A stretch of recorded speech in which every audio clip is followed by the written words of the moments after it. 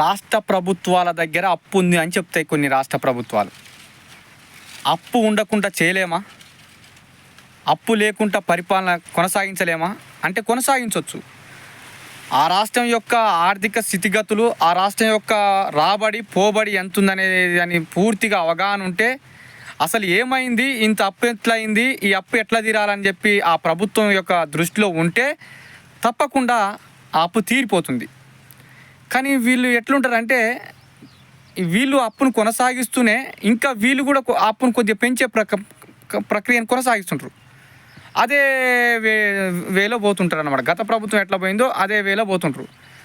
కానీ వాస్తవానికి నిజమైన పరిపాలన, ప్రజా పరిపాలన చేయాలన్నప్పుడు గత ప్రభుత్వం చేసిన అప్పు అసలు ఎట్లయింది ఈ అప్పు అని చెప్పి నిజ నిర్ధారణ చేస్తే అసలు ఎందుకు ఈ అప్పు అయింది అని చెప్పి తెలిస్తే అంత అవినీతే ఉంటుంది. ఆ అవినీతి చేసిన తీసుకొస్తే ఆయనకి 1,00,000 కోట్లు ఉంటాయి. ఆ 1,00,000 కోట్లు తీసుకొస్తే అప్పు అంతా తీరిపోయా. ఇలా తెలంగాణ రాష్ట్రంలో ఒక్కొక్కరి దగ్గర 1,00,000 కోట్లు ఉన్నాయి. ఎంతమంది కాడు ఉన్నాయి చెప్పండి? 1,00,000 కోట్లు, 50,000 కోట్లు, 60,000 కోట్లు, 70,000 కోట్లు, 1,00,000 కోట్లు ఉన్నోళ్ళు అనేక మంది ఉన్నారు. ఏం కష్టం చేస్తే 1,00,000 కోట్లు ఉన్నాయి, 1,000 కోట్లు ఉన్నాయి.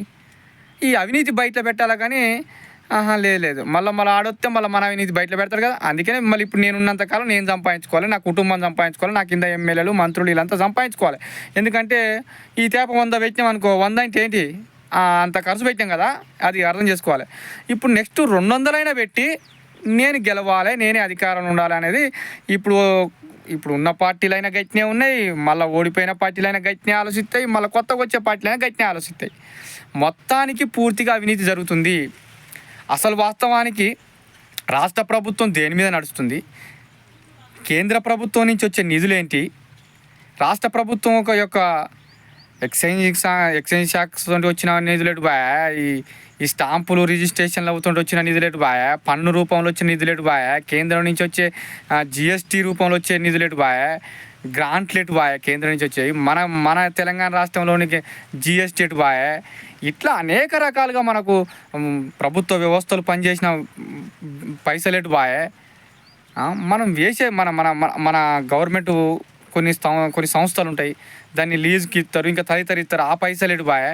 ఇవన్నీ తీసుకొచ్చి అప్పులు తీర్చవచ్చు, ప్రజాపాలన చేయొచ్చు, సంక్షేమ పథకాలు ఇవ్వచ్చు, ఉచిత విద్య, ఉచిత వైద్యం అందివచ్చు. కానీ ఇవన్నీ కాదు, వేస్ట్ దగ్గర పెట్టాలి, పైసలు తీసుకోవాలి, కమిషన్లు తీసుకోవాలి. ఇగో ఈడ ఉంటున్నాం, ఇగో ఇది ఉండొద్దు. పరిపాలన స్వచ్ఛంగా చేయాలి. మంత్రి పదవులన్నీ 18 మందికి కేటాయించాలి. ఏదో ఒకటి ముఖ్యమంత్రి దగ్గర పెట్టుకోవాలి, ముఖ్యమంత్రిగా చెలాయించాలి. తెలవదా? శాసన వ్యవస్థ మనది.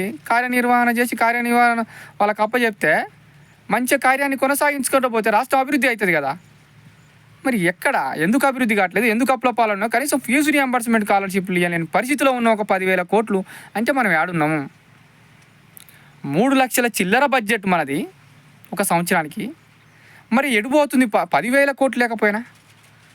ఒక దఫాలో తీర్చవచ్చు. గత ప్రభుత్వం ఏం చేసింది? ఒక్కొక్కరి కాడ 1,00,000 కోట్లు ఎందుకు ఉన్నాయి? ఇప్పుడు మనం ఏం చెప్తున్నాం? మన వాళ్ళ దగ్గర ఇప్పుడు 1,000 కోట్లు ఎట్లా స్టార్ట్ అవుతున్నాయి? ఒక్కసారి ఎమ్మెల్యే అయితే 10 సార్లు కావాలి, కానీ ఒక్కసారి అయితే కథం క్లోజ్ కదా. అవినీతే కదా మొత్తం. ఆరోపణలు ఎదుర్కోవాలి, వీడు అట్లా ఇట్లా అనేది ప్రజలలో తెలిసిపోవాలి. మనం మాత్రం అన్నీ ఉండాలి. ఇక లాగ్ అవుతుంది వీడియో, కానీ ఇంతతో క్లోజ్ చేసుకుందాం. ఒక ప్రభుత్వాన్ని నిర్ణయించుకునే కాడ మనం ఉన్నప్పుడు మనం ఏం చేయాలని మనం స్పష్టంగా ఉండాలి. అప్పుడే మళ్ళీ తిరిగి మన ప్రభుత్వం మళ్ళీ రావడానికి వీలుంటుంది ఆ రాష్ట్రంలో అనేది నా ఉద్దేశం. రానున్న రోజుల్లో నేను కూడా కొత్త పార్టీలు కానీ మా పార్టీలలో తిరిగి మేము రాజ్యాధికారంలోకి వచ్చే అవకాశం ఉంటుంది. మేము అప్పుడు ఈ అప్పులు తీరుస్తాం. ఈ అప్పులను ఎట్లా తీర్చాలనో, ఎవరెవరి కాడ ఏమేమి ఉన్నాయి, అవినీతిగా సంపాదించింది ఎంత సొమ్ము అంత గుంజుతాం, ఆస్తులను జప్తు చేస్తాం, అమ్ముతాం, ఆ అప్పులు కడతాం. ఒక గది మేము చేసే ప్రయత్నం.